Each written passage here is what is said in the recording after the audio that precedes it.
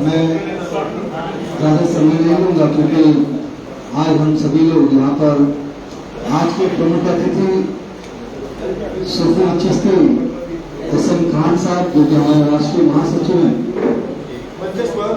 और उनको सुनने के लिए आए हैं। उसके साथ ही यहाँ पर उपस्थित सभी अतिथिगण भाई और बहनों, हम सभी लोग आज यहाँ पर पूरे देश के अंदर हमारे आदरणीय प्रधानमंत्री यशस्वी नरेंद्र मोदी जी के जो प्रधानमंत्री काल के 9 वर्ष पूर्ण हुए हैं, उसके उपलक्ष्य में पूरे देश के अंदर गली गली में महाजनसंपर्क अभियान किया जा रहा है। और उस महाजनसंपर्क अभियान के तहत आज हम आपसे रूबरू होने के लिए आए हैं। बहुत सारी बातें डॉक्टर अहमद राणा ने बताई।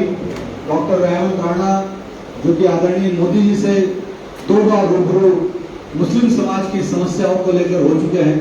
जब कुछ समस्याएं पहले चल रही थी, आप लोगों को मालूम है, उस वक्त भी समाज की वो बातें किए थे और उस वक्त कुछ बातों को स्थगित आदरणीय मोदी जी ने दिया था।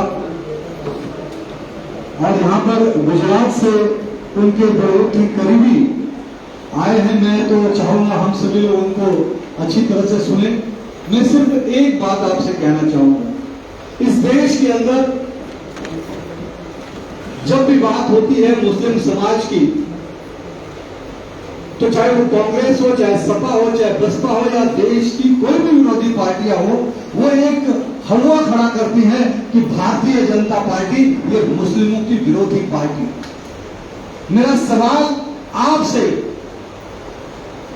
यह है कि आप उनसे, इन सारी पार्टियों से ये पूछिए कि अगर मुस्लिम समाज की भारतीय जनता पार्टी विरोधी है तो इस देश के अंदर सबसे बड़ा पद होता है राष्ट्रपति का। इस देश में पहला मुस्लिम राष्ट्रपति अगर किसी ने बनाया तो भारतीय जनता पार्टी ने डॉक्टर अब्दुल कलाम आजाद को बनाया था। क्यों नहीं कांग्रेस ने देश का जो राष्ट्रपति है या प्रधानमंत्री है मुस्लिम बनाया? 65 साल आपने इस देश के पर शासन किया। बेवकूफ बनाने का काम कांग्रेस ने और तमाम विरोधी पार्टियों ने आज तक मुस्लिम समाज को किया है। साथियों, मोदी जी जब आए तो उन्होंने कहा एक हाथ में कुरान, एक हाथ में कंप्यूटर, लेकिन कांग्रेस 65 साल तक सिर्फ और सिर्फ मुस्लिम समाज को यूज करने का काम करती गई। वो कभी नहीं चाहती थी कि मुस्लिम समाज के नौजवान पढ़े लिखे आगे बढ़े, वो IT इंजीनियर बने, वो साइंटिस्ट बने। लेकिन मोदी जी के कार्यकाल में मैं दावे से कहता हूं, यहाँ पत्रकार बंधु बैठे हैं, आप रिकॉर्ड निकालिए, जो एजुकेशन का स्तर मुस्लिम समाज का बढ़ा है वो इन 9 सालों में बढ़ा हुआ है। देश के अंदर कितने नए नए IIT दिए, नए नए IIM दिए, नए नए यूनिवर्सिटीज खोले हैं।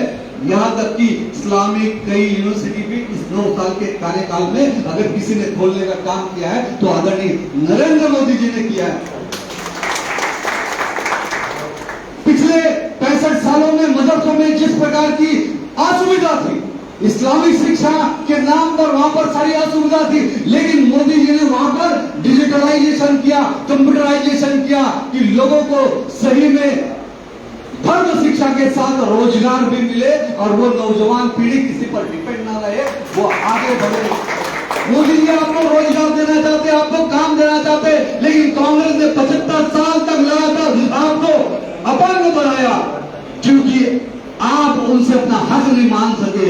आप कभी ये नहीं कह सके कि मुझे भी विधायक बनाइए, मुझे भी आप बड़ा बिजनेसमैन बनाइए, मुझे भी आगे राजनीति में लेकर आइए। आप उनसे कुछ मांग नहीं सके, इसलिए आप समाज को पीछे रखने का काम किया। मैं मुस्लिम समाज से ये जानना चाहूंगा, और आप जो भारतीय जनता पार्टी के पदाधिकारी यहाँ पर मौजूद है, आप भी जाइए समाज के अंदर और समाज के लोगों से पूछिए कि इस कोविड के अंदर जो 80 करोड़ लोगों को अनाज देने का काम नरेंद्र मोदी जी ने किया, उस 80 करोड़ में से क्या एक भी मुसलमान नहीं था?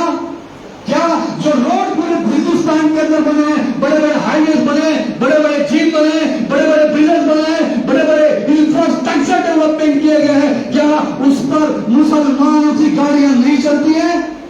आज जितने भी नए डेवलपमेंट नरेंद्र मोदी जी ने किए हुए, वो सारी की सारी सुविधाएं क्या हमको नहीं मिल रही है? वो सारी की सुविधा इस देश में रहने वाले 30 करोड़ मुसलमानों को मिल रही है। आज हिंदुस्तान का, मैं तो कहता हूं आज ये अरब कंट्रियों, चाहे जितनी भी कंट्रियां आई हैं, इसके पहले किसी भी प्रधानमंत्री को इतने बड़े अवार्ड नहीं मिले, आज मोदी जी के कार्य पद्धति के कारण मिले। और दूसरी बात, उन सारे देशों को यह भी पता है कि ये 30 करोड़ मुसलमान इस हिंदुस्तान में रहते हैं। आज 56 से ज्यादा इस्लामिक कंट्रियां इस दुनिया के अंदर है, लेकिन हिंदुस्तान पूरी दुनिया का दूसरा ऐसा मुल्क है जो सबसे ज्यादा मुसलमानों की आबादी वाला देश है। ये हमारे इस देश की ताकत है, हिंदुस्तान की ताकत है। ये ताकत जो इस्लामिक कंट्रियां समझती है, वो ये ताकत अमेरिका ने समझा, ये ताकत ऑस्ट्रेलिया ने समझा, तब जाकर नरेंद्र मोदी को दी बॉस कहता है। साउथ अफ्रीका का एक प्रधानमंत्री, एक राष्ट्रपति आकर उनके पैर छूता है। ये नरेंद्र मोदी की ताकत और अमेरिका समझ गया, रशिया समझ गया, युगांडा समझ गया। मिस्र के अंदर कल मस्जिद के अंदर जाकर, वहां पर मस्जिद में जाकर सारे मुसलमान भाइयों को गले लगाने का काम आदरणीय नरेंद्र मोदी जी ने किया।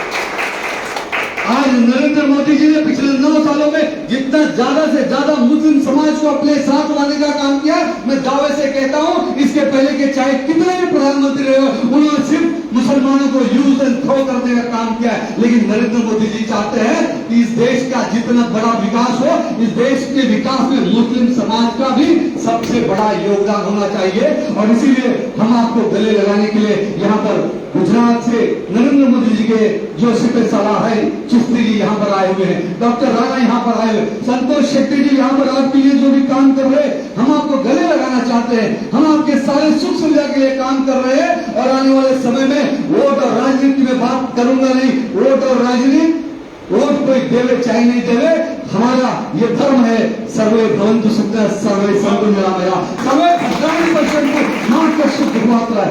मैं यही प्रार्थना करता हूँ, सभी सुखी रहे, सभी निरोगी रहे। और ये प्रार्थना नरेंद्र मोदी जी कहते हैं, उसी को मैंने जो संस्कृत में कहा उसी को हिंदी में कहते हैं, सबका साथ सबका विकास। तो इसमें कहाँ आया हिंदू और मुसलमान? भाई और बहनों, हाँ से हिंदू होता है, न से मुसलमान होता है, और हाँ और म मिलकर होता है हम। और जब तक हम एक नहीं होगा, हम भारत माता को विश्व गुरु नहीं बना सकते। इसलिए मेरे साथियों, मेरे भाइयों, आइए हम सभी लोग एक होकर भारत माता को विश्व गुरु बनाएं। आप सभी लोग इस बड़ी बारिश में इतना अपने समय निकाल कर यहाँ पर आए, इसके लिए मैं तहे दिल से आपका हृदय की अथाह गहराइयों से बहुत बहुत शुक्रिया अदा करता हूँ। धन्यवाद। जय हिंद, जय महाराष्ट्र। हमारे शैलेश पांडे जी जो अपना ख्याल आपके सामने रख रहे थे।